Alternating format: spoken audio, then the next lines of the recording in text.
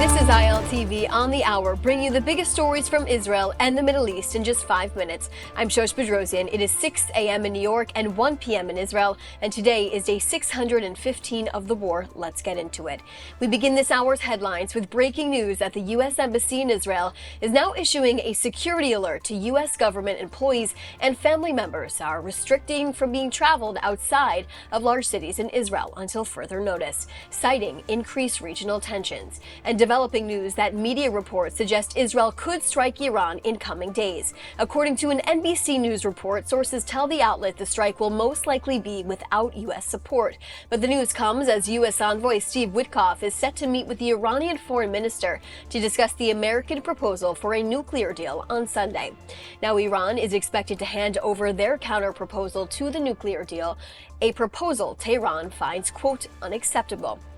Trump said in a podcast this week he has less confidence Iran will agree to stop uranium enrichment as proposed in this deal. Meanwhile, Israel is troubled by the amount of ongoing talks that continue between Tehran and the U.S. as they build framework for a nuclear deal. But an Israeli strike on the regime could cause problems with the United States, as the Trump administration argued against action like that. On Wednesday, the Iranian defense minister said if nuclear negotiations fail and conflict rises with the U.S., Iran will strike American bases in the region. The Middle East region is now in a tense state as it's prompted U.S. officials to order the evacuation of non-essential staff from the embassy in Baghdad, Iraq, plus family members of military personnel from bases in Bahrain and Kuwait because of heightened security risks. And President Trump has also threatened Iran with strikes if it does not reach a nuclear deal, giving the regime a 2-month deadline. And another difficult day here in Israel as the bodies of 2 hostages were recovered in Gaza on Wednesday. The IDF says the bodies were recovered in Khan Yunis in southern Gaza, and one of the bodies has been identified as Yair Yaakov, who was kidnapped from Kibbutz Nir Oz and killed on October 7th, and another hostage was also recovered but has not been publicly identified yet. Apparently, he was also killed on Kibbutz Nir Oz and kidnapped on October 7th. With his body dragged into Gaza. The recovery of their bodies marks a total of 5 bodies of hostages who have been brought back from Gaza since the fighting in the enclave renewed. The recovery of their bodies was based on precise intelligence obtained by the hostages' headquarters unit Shin Bet, the IDF, and military intelligence. Now, after their bodies were recovered in Khan Yunis, they were brought to Abu Kabir, the National Institute of Forensics in Yafo, Tel Aviv.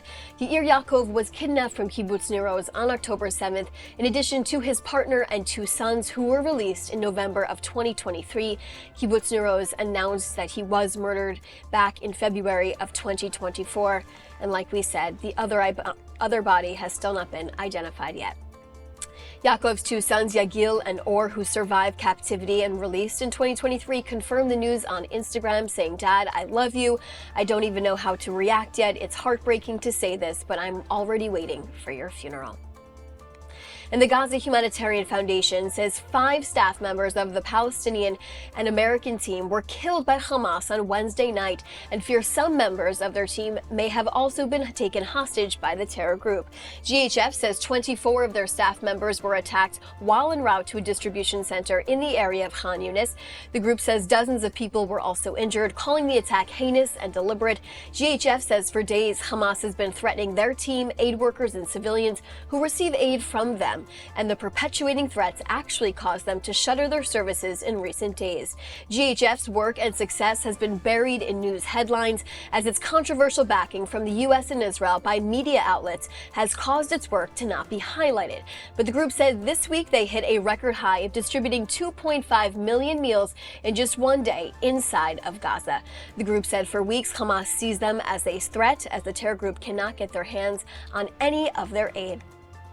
That is a wrap here on ILTV on the hour. Thanks so much for watching. As all of these developments continue to unfold, stay with us for more at the next top of the hour.